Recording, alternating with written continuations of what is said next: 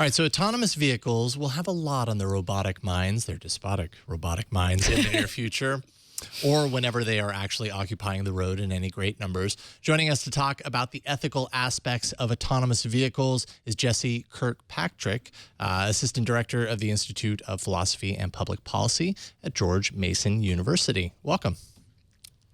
Great, thank you. It's great to have you here. So first things first, set the stage here. You start your piece on Slate by painting kind of a moral dilemma involving, let's say, our self-driving truck that we're in that must decide whether to take the fender bender in front of it or to verge into another lane, and in doing so might potentially harm a motorcyclist on either side. I kind of get the feeling that this scenario is mild compared to some of the other ethical choices that we're going to face in this new world of autonomous vehicles. What do you think? So in the piece, I lay out what is a thought experiment, as you noted. We have a truck in front of us. Let's imagine that we're driving a large passenger vehicle, say a Volvo with very high safety ratings. To our left is a motorcyclist who's wearing a helmet. To the right is a motorcyclist who isn't.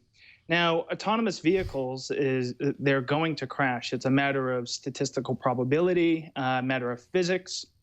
The question then becomes, what should they be programmed to do when, in fact, they do crash?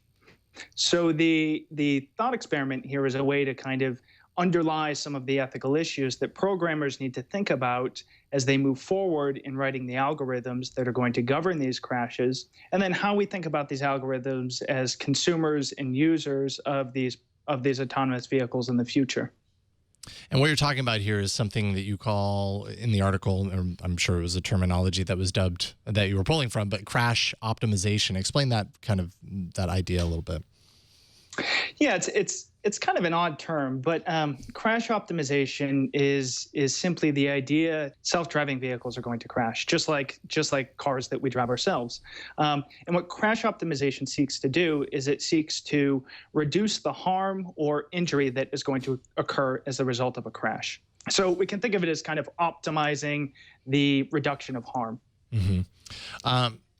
Did you have a question? I did. So I've read studies that say that people, when they're driving and they see a motorcyclist who's not wearing a helmet, they'll be safer around that cyclist. That it's not telling people, if you're riding a motorcycle, don't wear a helmet because people will be safer around you. But there's that's a very human thing. It's like, oh, I see that motorcyclist has no helmet. I'm going to be safer than I would if someone I'll be more dangerous. I might cut off someone if they're wearing a helmet. I mean, is there a way to program a self-driving car to have that same kind of logic?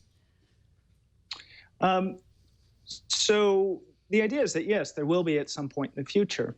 The question is what the programming ought to be. So as we know from the sensors that currently exist in self-driving cars, the high-definition cameras, that they're going to be able to make those distinctions as they're being brought to market. That is, the differentiation between, say, someone who is wearing a helmet and someone who isn't.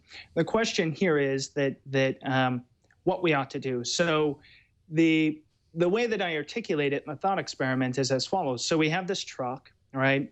Let's imagine that a box falls off the truck, and you have three discrete choices. They're all zero-sum options. They're all going to result in a car crash, but here they are. The first is that you proceed along and you crash into this box, right? As I said, you're driving a car with high safety ratings, so you're probably going to be okay. You'll be mildly injured, slightly injured. Your car might be messed up a little bit, but you're going to be fine. Right?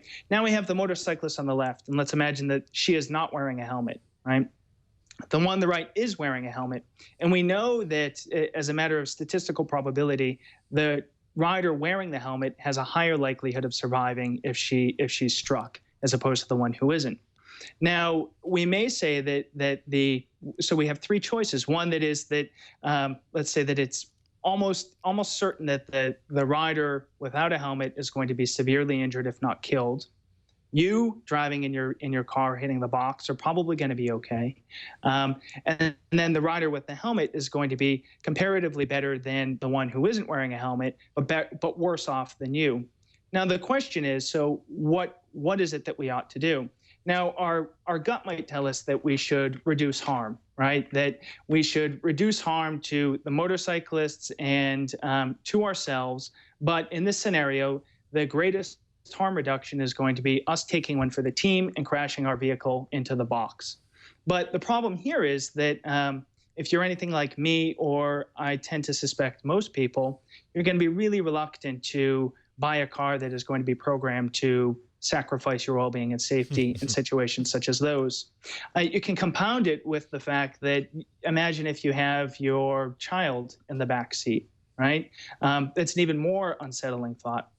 So maybe we go with the motorcyclist, right? Because the idea is that we want people, if self-driving cars are going to be as safe as we think they may be, then we want people to adopt them, right? That, car crashes in the United States kill about as many people a year that would fill Fenway Park, right? That's my hometown team, over 35,000 people a year. That's a lot of people. So saving people by adopting self-driving cars would be a net good.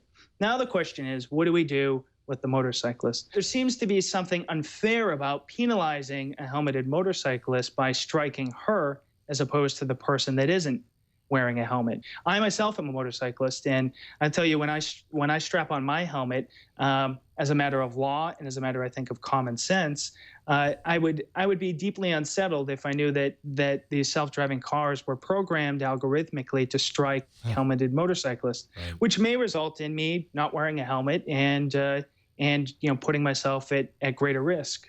So these are the types of issues that are facing programmers as they start to think about it, and that's why it's so important to combine the tech folks with people who do philosophy and public policy, like myself and my colleagues. Absolutely. I mean, to some extent, we're already making these decisions. Like I drive a minivan. People drive big cars because they're safer for themselves and their family. So I didn't think about it like, oh, I'm driving this big safe car because I only care about myself. But that is sort of what we're thinking about. But or not thinking about, subconsciously doing it. So is the problem then that there has to be a person programming these things that we don't necessarily always like to think about? Well, I think that's part of it. I think what it does is that driving is, that drivers have faced the risk of accidents since automobiles have existed. But the difference here is that the types of accidents that we're faced with split-second decisions, right? So just this past Saturday, I was driving along. I had just gotten a parking ticket. I was paying attention, but consequently, I hit a pothole and blew a tire. It happened in a second, half a second. I had no time to react.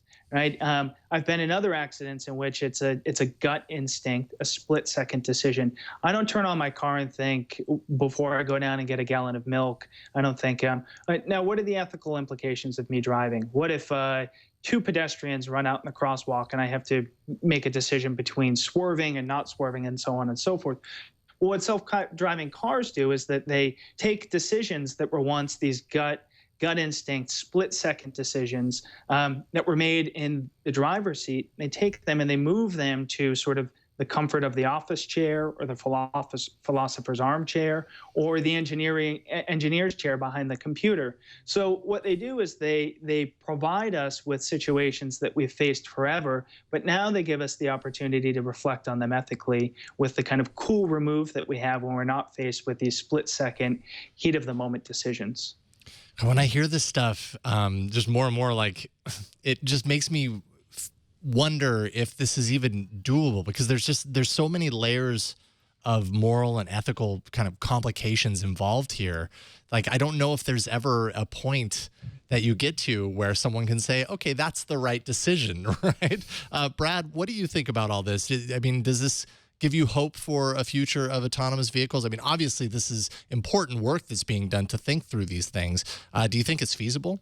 What do you think, Brad? So I kind of have a question for Jesse here. So do you see this decision tree model being standardized potentially by the government? The reason why I say that is if it's manufacturer dependent, well, we could eventually see stories like where a Ford algorithm kills more people than a Tesla.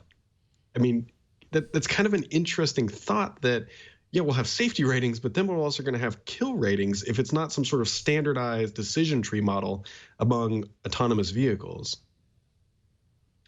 Right. So, so one option is that I think that you present is that we have the potential risk with not standardizing these types of decision trees is that you have kind of these sort of competing algorithmic decisions that occur. I'm actually not sure that it's going to be regulated to the extent to which in which it's uniform. What I do think will happen as a first step, or at least what I argue for in the piece, and what I hope happens at the very least, and this isn't to suggest that this is a replacement or a substitute for regulation. But what I argue in the piece is that we should at the very least have full disclosure and transparency in reasonable and plain language, so that when I know that I'm getting into my car and I have the wherewithal or the desire to learn about what the programming is behind it, I have the opportunity and the access to the information. The risk here, of course, is that we all know that these types of that corporations and manufacturers and tech companies don't make it very easy to figure out what they're doing with data or what the ethical algorithm is going to be. I mean, take a look at iTunes user agreement. And if you're anything like me, as as an update comes through, you're going to scroll to the bottom, hit I consent, I agree, without reading a single word of the thing. So I think that this is a way to this isn't directly answering your question, and I understand that, but I think that it remains to be seen. Well, isn't that? Sorry, Brad. Do you have another question? Well, I guess the follow-on, and then that's probably the last one. I could probably talk to you for a couple hours about this, but so let's kind of go down the devious route with coding here. I mean, I've got a fair bit of programming knowledge in my background. So what happens if something comes out to where it can be pinpointed to an engineer who made a coding mistake, that the algorithm failed in a scenario and chose the wrong option? I guess there would have to be some sort of legal disclaimer, but let's say like it fails and it drives the minivan of 5 kids off a cliff rather than hitting the telephone pole. Right. So so this is a whole other issue, and the one that you raised, which is one of legal responsibility and liability, right?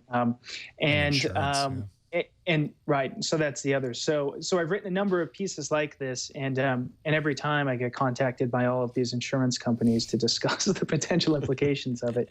And so again, I think that it is. I think that we're sort of in the first stages of not of developing this technology, right? Because I mean, I've been a passenger in Tesla's autopilot and taken it for a spin, and so the technology is coming quickly. But what we are in the beginning stages of is figuring out these questions like liability, regulation, insurance models and schemes. So I have some of my own views on it. I think that it's likely that the companies will find ways in which to limit their legal liability, probably either through direct legislation or lobbying efforts. I think it just remains to be seen. Yeah, a lot remains to be seen, and especially how long the time span of this is going to take to play out. Seems like there's a lot of complications, so it's going to be a little while.